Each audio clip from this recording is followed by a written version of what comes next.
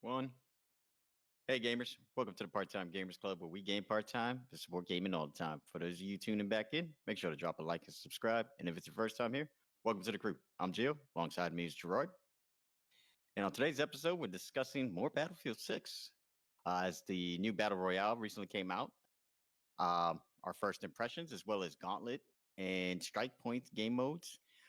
Gerard, personally, right now, I think my favorite game type out of the three is Gauntlet.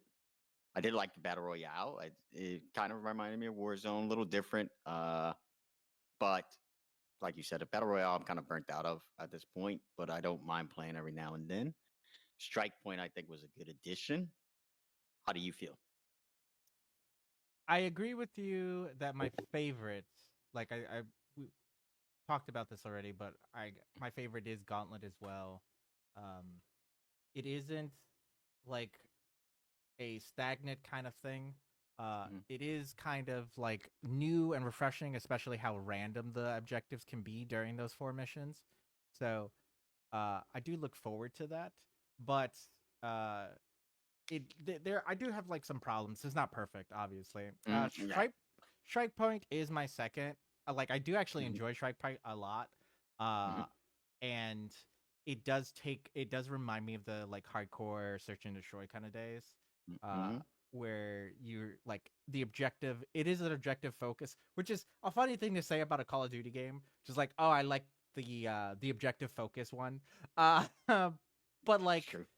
it does remind me of Search and Destroy, and that one life is very important, especially in a game like Battlefield, where a lot of gameplay you kind of just forget because you redeploy so many times. Mhm. The Battle Royale, I did actually play Warzone, and I can see the like similarities. I do Mhm. think they handled it better in Redsec than in Warzone, and I specifically mean the progression of weapons, Mhm. because weapons in Warzone, and it's been a long time since I played, so you can correct me if I'm wrong, but it was you can pick up a gun and then you have to find attachments and you can attach it to the gun, but those are two Mhm. different things you would have to find. Uh, Mhm. but in this, you instead of getting like I have to find a specific attachment for my gun, instead you get weapon kits that you can use Mhm. to upgrade and then choose what kind of it rolls randomly like, hey, this you get two different sights. Would you like this, or two different upgrades? Would you like this sight or would you like this precision package? And it you get to choose, and that kind of controls your variety and kind of how you upgrade your gun to like either match Yeah. your play style or something you can adapt to. So that I To do be find fair that. though, Ooh, what happened? I don't know. So just to mention people that are probably listening that played Warzone, I don't know if they introduced something like that. But for me, that's the first time I've seen it also. So, but Uh, continue. yeah, Yeah, the weapon and kits. but what I remember from Warzone, and this is like actually my direct problem with Warzone, is uh, and don't get me wrong, Battlefield does have it. Redsec does have this. Is that your goal in Warzone was not to pick up a weapon and go through the entire thing. Your goal was to pick up a weapon to survive long enough until you get to a custom package station where you just pick up one of your guns, one of your custom things that you've selected. Hmm. While RedSec does have that as well with the custom loadouts, but Hmm. there is a like caveat to that where it has to be your favorite weapon, and because it is your favorite weapon, that means you have to have leveled up that weapon enough to get the attachments on it. So you Hmm. have to have already been proficient in it and already have done the grind on it, either in multiplayer or already on RedSec, in order to get it to be the way you want it. And you only get one weapon. It's not like you get an entire like your entire loadout. You don't get a weapon and a sidearm and like grenades and everything Your like that. You don't perks. get that. Yeah, you Hmm. just get a weapon and one. That's it. Hmm. Yeah. So it isn't a fight to get your loadout. It's a fight to like, all right, maybe I get a custom loadout. The custom loadout is probably going to get a weapon that is either what I need right now at the moment, or something that's an upgrade for what I have currently. So like if I'm Yeah. running an assault rifle, I was like, I probably want the assault rifle I'm comfortable with. Or I am like we're about to go into a long range and I don't have a sniper. I'm gonna pick up a sniper for my secondary just to have something. Mm-hmm. Those kind of things is very strategic, and the best, and this is something like I'm not gonna play the battle royale as much as you are. Definitely, probably Mm-hmm. play it a lot less. Definitely, but I meant like probably won't play it on my own. I can see myself playing this multiple times due to the fact that missions exist, and Yeah. when we played, we didn't do the missions like exclusively, but Mm-hmm. missions give an outlet. Like, oh, I'm not seeing anyone. There's no one nearby me. I still get to do something. I still can do missions to get rewards, either get Mm-hmm. anti-armor packages because there's a vehicle that I saw a while ago, or maybe I don't see any packages, or this place is cleaned out of crates. Mm-hmm. I can get weapons at least, something still. Yeah, I agree. I think definitely Gauntlet is definitely the best one out of the three. Like you said, I didn't expect it to be honest, but how they set it up, it feels very intense. Every game type, every objective is um, pretty team oriented for the most part. Like you can't 1v really be 16, right? Because it's 4 teams of 4, right? I think it is. Yes, it's four Or teams it of might be four, more. Yeah, yeah. So or 4 squads of um, 4. But yeah. no, it starts off with 32, right? Because it's 8 teams. 8 teams in the first round. Oh yeah, yeah. Eight Yeah, yeah, teams, then it goes to 6, yeah, then it go to 4, yeah, then it goes to 2. yeah. So I like that also. Like you gotta qualify for the next round.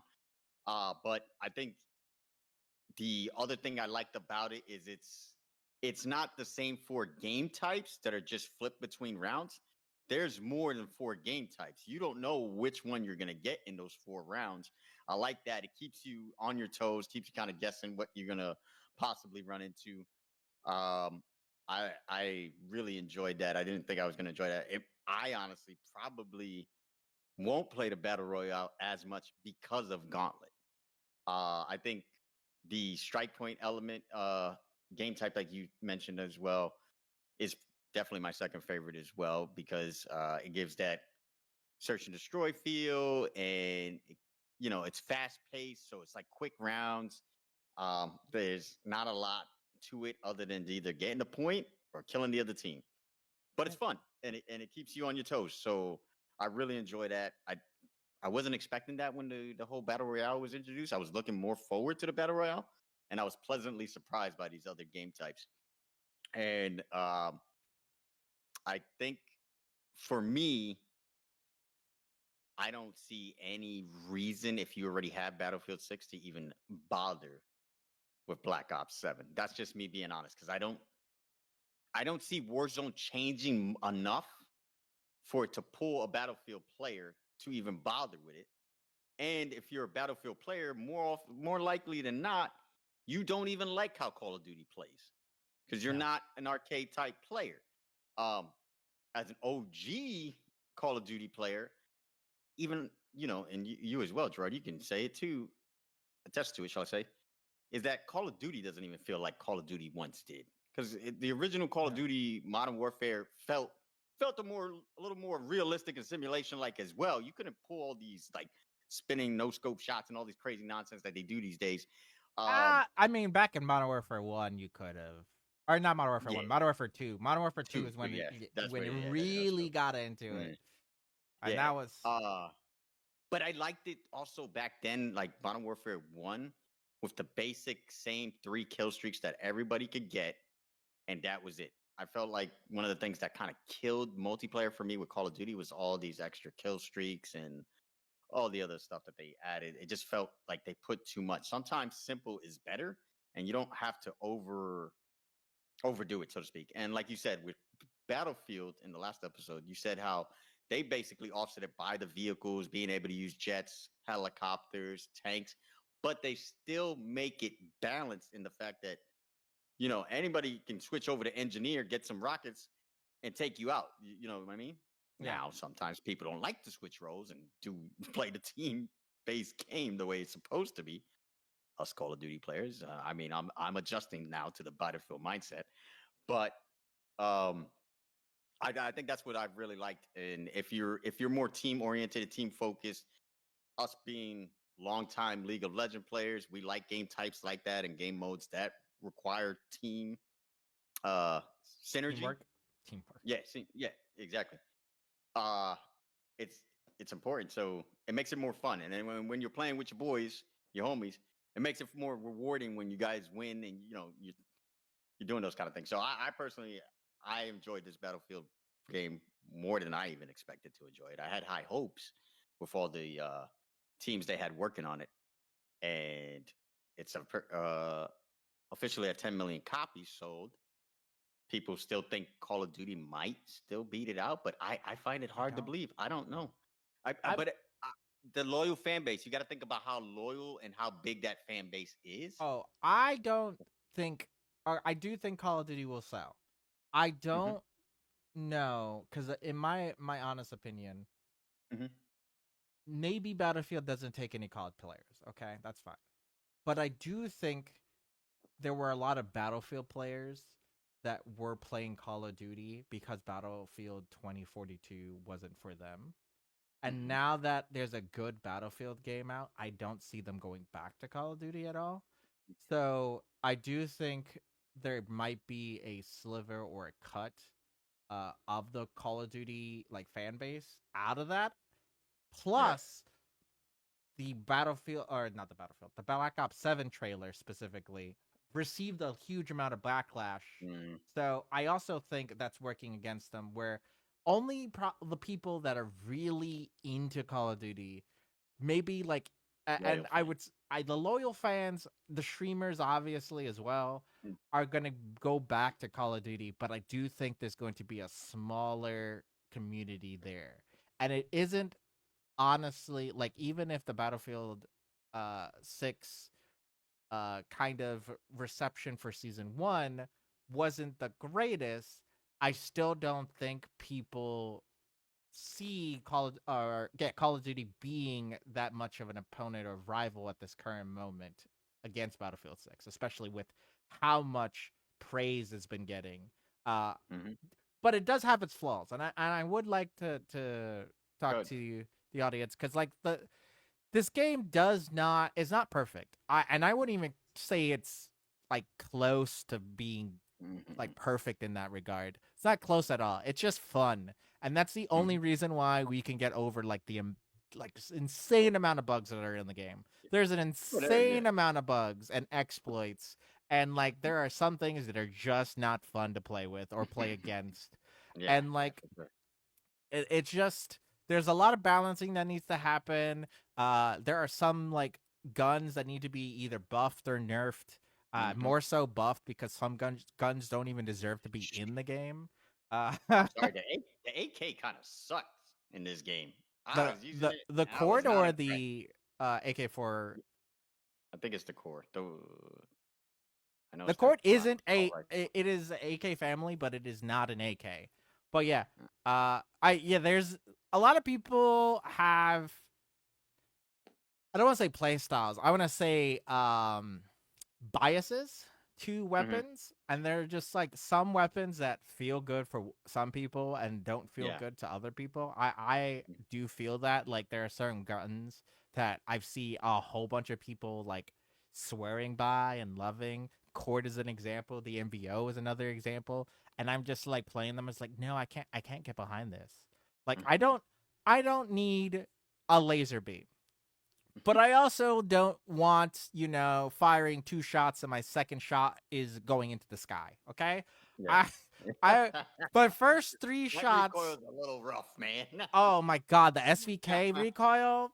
Oh god, like I'm gonna go on a little rant. When you have a gun that 2 shots, it makes sense to me that the recoil's insane. But the recoil doesn't need to literally put your scope and make you face up. Like literally shooting an SVK, you're not getting back on target until like maybe half a second later. Even if you drag them outside, it's not half a second. It's like, oh yes, I can kill you in 2 shots, but that second shot ain't coming anytime soon. I'll tell you what though, that M4 is nasty. M4A1? Yeah, that Or shit is nasty.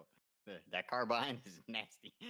I yeah, like the SGX too, the first SMG that you start off with. I really like that one too. a lot of people I haven't swear even by switched that. from it. Yeah. Yeah, I haven't even switched from it. It's freaking dope. Yeah. Uh, but yeah, like you said, there's guns where I'm like, like you said, maybe it's just not for me. I don't know. There's some guns where I just like I try it. I'm like, I'm not using this shit again. Yeah. So As I have a like, I think there are a lot of like content creators out there and everything like that that are like swearing. I don't want to say swearing. They're like leveling up all their weapons just so that they can have like an honest opinion about it. yeah, Because yeah, yeah. there are certain guns that just don't do well until you get an attachment, and you kind of have to suffer until you get that attachment. Good case in point. It's not the Vector. Uh, the God, I can't remember its name.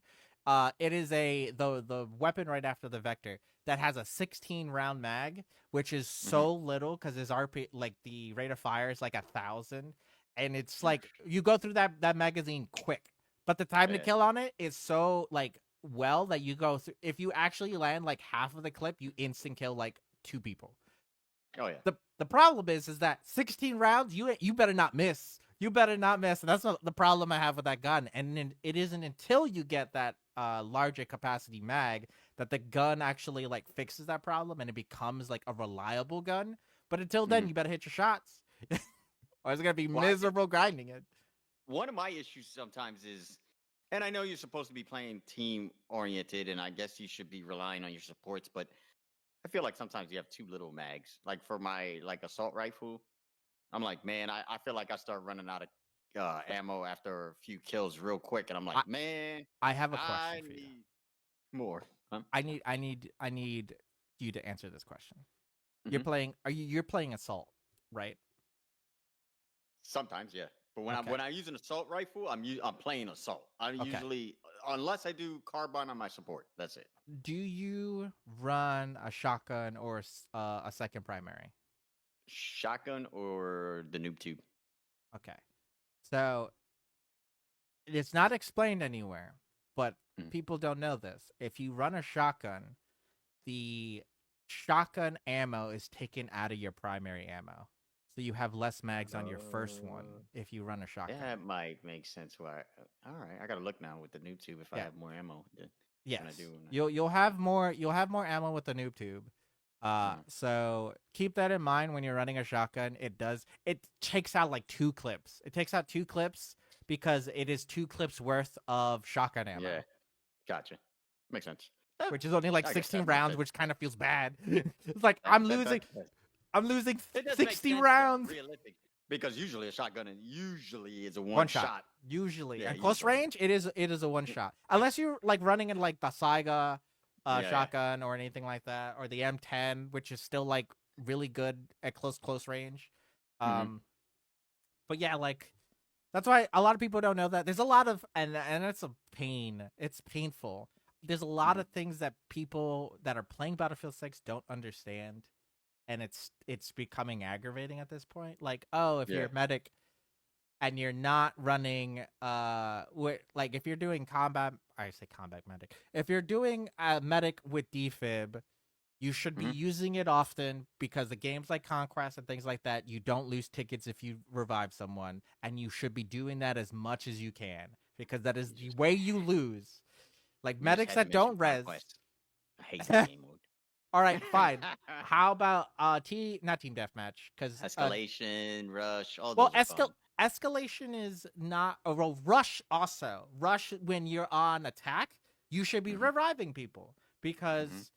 you don't want to lose tickets. Like literally you lose the game as an attacker if you run out of tickets. Why are you not reviving people? Now there is Or also, you don't want people running from all the way back in HQ to just push. yes. And there is like a caveat that that is hard to and I honestly do wish they fix this. But like Mm. when I'm running as support and I'm doing fire support, not actual medic, Yeah, yeah, yeah. I don't have like I should be either taking a defib or on like I would have to not revive anyone because it's just the same Yeah. revive speeds as anyone else. Like I can still revive anyone, but I don't have that revive speed buff Yeah. if I go the other training path. So I wish that they would add that to like people's either have a symbol for it or anything like that to let people know it's like, hey, this guy's running a support, but he also isn't a medic. He's technically running an LMG and just going to stand there. I hate LMGs in this game, to be honest. I freaking hate them, bro. You run so slow with them. I know it's realistic. I know you don't run around like freaking you're running with an SMG, but still. It's only on rough. supports. It's Like, rough. yeah, it's 5% slower. Your movement speed is 5% slower when you're running an LMG, unless you're support. Then that penalty is gone. But that doesn't change the fact that LMG has like, even though for high capacity mags they have the slowest ADS and the highest recoil usually. Not recoil, bloom. They have the highest bloom. So I like, feel like they're kind of weak too. Sometimes it takes a little bit more bullets, which I kind of find odd. it depends on which weapon you're using, because like the M60, that shit kills you in 3 hits, man. That shit kills I you in believe 3 that. hits. Well, the M60 was great even in Call of Duty, so I believe it. Yeah. Like I run that M60 and like the rate of fire is slow, but I'm just like I'm gonna 3-tap you from across the map and it's fine. it's fine. Bro, I don't use any of the LMGs. My support just runs carbine. I do not care. You can, I mean, you should run the DRS. For an LMG, it runs like no, I don't want to say M4. It runs like an M227 or M277, which is just like it has some recoil, but if you account for that recoil, that shit is just an assault rifle with 30 round mags and everything like that. It's just an assault rifle, just as an LMG. Well, we got a little off topic with going into the actual Well, guns yeah. and stuff like that. Well, but it is something to bring up because season Yeah. 1 did bring up new weapons as well. So we got a new pistol, and we also got new attachments that get like looked over as much. And I don't say like the attachments are getting not used, but I mean like with new game modes, they also bring out new weapons and new skins, and like a lot of the stuff is coming on the store. But there's also ways to get the new stuff for free. Like the attachments, you just need to do the challenges. And if they keep doing that, where like, and this is just like, this is just me forecasting, but it's not. I don't want to say prediction, but it'd be really nice if they did this. Things that like are locked behind the season 1 to pass, maybe in season 2, they make challenges for them. Like you can unlock the stuff with challenges, but you're going to be a season behind. That way, the FOMO is still there, but you still have a way to get it afterwards. Because FOMO, it's so bad. It's so bad. Well, since you brought it up, I guess we should talk about it. How do you feel about the battle pass? I don't like it, but that's my personal thing. Like, I always, and this is something I mentioned, and I think I need to probably change my mindset on it. So it makes sense. As a gamer, I want my money's worth for a battle pass. And when I'm doing the battle pass, if I want to pay for it, the case in point, this battle pass for Battlefield is $10. It's not just $10, it is $10 worth of coins because there's a currency conversion and everything like that. But it is fundamentally $10. If I get it, I still have to, do the grind and everything like that. And even after I do the entire battle pass for $10, I don't feel like I get $10 worth of stuff. Either you give me something that feels like it's $10 worth, which is what the skins are, but like the skins feel a little bit like I only want one of the skins. Yeah, I wasn't too impressed with the skins. But if I'm going to pay $10 for a battle pass, I want either get $10 worth or more than $10 worth, or maybe a close to refund. I say close to, but like if I finish the battle pass, I want like the equivalent of like $8 back. Okay. Yeah. And the amount, and I think we mentioned this, or you mentioned it before, that they are not going to be like giving you back coins for the battle pass or anything like that. They're not going to let you use the rewards to get a free battle pass. You're not going to be able to buy the next free battle pass. You're not going to be able to buy the next couple battle pass for free by earning the coins back. That's not they're getting away from that because, well, financially, I guess it kind of makes sense, but at the same time, I just say that's greed. But also, one, it's greed, but the two, it's also that kind of decentivizes a lot of people as well, because the reason why a lot of people pay for that first battle pass is because they have hopes of playing the game to grind for that next battle pass. They'll play the game more and ensure that they can get that next battle pass for free. Now, when you take out the incentive, well, you need to now only be able to make sure that battle pass is worth the money that they pay for, because they're not going to be able to pick and choose or like grind to get to the next battle pass. So if they don't like that battle pass, guess what? They're not going to pay for it. Instead, they're just going to get the free stuff, which is already hard to grind for anyway. And unless the free stuff is like worth it, they might not even try to get the battle pass done. It's true. And that's what after you mentioned it, I was thinking about it because I'm like, well, it motivates people to play it.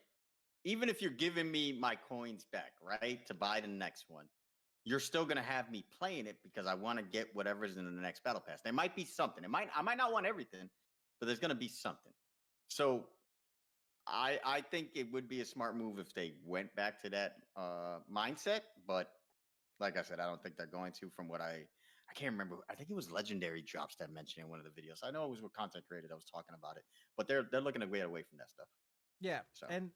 and the reason why, and it's funny because like I do think if you refund someone for it, or maybe like you don't even have to fully refund them. Make it like you give them, if the battle pass costs 1,100 coins, you give them 1,000 coins back. That way they have to spend $1 on it on the next one. Guess what? You cheat them out of $5 because the minimum value you can buy is 5. Okay. Not if the EU gets that thing passed and they all got changed. That oh yeah, 100%. 100%. I don't know how they're gonna do that, but we'll see, because we'll see. But yeah, that like give them a reason to finish the battle pass, because the reason to finish the battle pass as without paying for it right now is simply to get the ultimate, which is all the way at the end, which gives you all the free stuff. But you have to go through a lot of things that you won't get anything from. You're just playing the game, and you might get a new skin that you won't even use. So, like, the only reason to go through that battle pass is to get to the ultimate, which you're going to have to grind for anyway. And this is the problem with the current battle pass, is if it feels like too much work and too much effort to get to that end, I might not even try at all. Yeah, exactly. That's what I was thinking when you mentioned it. I'm like, if somebody doesn't really want something in that battle pass, they're not going to buy it, because they know they're not going to get their coins back to buy the next one anyway. After that, like, they might want something. They'll just wait. So it really just depends. It really just depends. I mean, for me, I could do without games putting battle pass at all. But I do think right now, and this might be just like a plague for shooters, I don't think shooters can go without battle passes right now. And the reason being is Call of Duty had that loop where you can prestige, and that kind of like makes you feel like you're always progressing. But other games don't have that. They just, you hit level cap and then there's nothing else to do besides just the gameplay loop.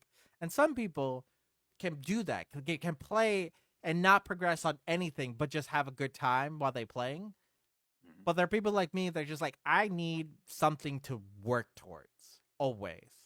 And the Battlefield mindset is, or the Battlefield, the reason why I liked Battlefield before was that it took so long, the grind was there to get stuff, that working towards something wasn't instant. It did take a while, which let me play the game longer because it took a while to do stuff. The fact of the matter is that battle passes are that kind of shortcut where you're constantly progressing something just by playing the game, and it does give you some kind of serotonin to like, oh, I got some reward out of playing. Even if I did none of my challenges, even if I progressed nothing else, I did progress in the battle pass somewhat.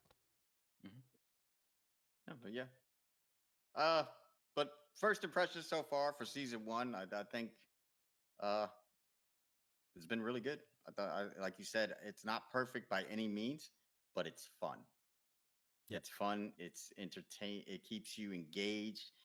Um, you know, each time you go into Gauntlet, for instance, it just feels like you're in a whole different new match. You know what I mean? Because you don't know what to expect. I think the battle royale they can do some things with. I know some people are complaining about tanks Nah, being a that's a little stupid complaint. overpowered. It's a stupid Yeah, complaint. I but I'm like, honestly, that's Battlefield, so you just gotta rock with it. no, I think, and this is something I Mhm. think this is the final thing I'll bring up, is that people who are complaining about something don't realize that maybe the meta and the end goal for Redsec is to get a vehicle. Like you can't just get a vehicle. You need to find a ticket or do That's a true. mission to get the To ticket get the to get the card. vehicle. Mhm. Exactly. So like making that decision on like, hey, I need to grind stuff, find a vehicle, and you don't immediately get a tank. You get an APV or like an Mhm. infantry vehicle first until later on in the game. Then you get a tank.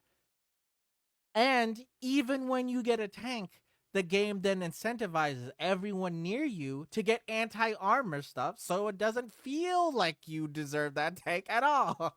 So like Yeah. people are complaining for no reason because they are used to battle royales that are different that don't have vehicles in them. But this is a Mhm. different battle royale and the meta is going to be get a vehicle as soon as you can. Work towards that vehicle. If you can get a tank, you should try to get the tank. Or the Pretty much chopper. it. The chop, yeah. I mean, I haven't seen an attack chopper. All I've seen is the transport chopper, which is still good by a whole bunch. And like, Mhm. I've been practicing my chopper runs, so we'll see how that works. Anyway, do But you have yeah, anything final to say? nah, man. Season one's been pretty dope. I look forward to seeing what else they do with Battlefield 6. Obviously, like you said, got some things to fix. Um, I'd like to hear what, the audience thinks about season one so far and Battlefield 6 overall. All right.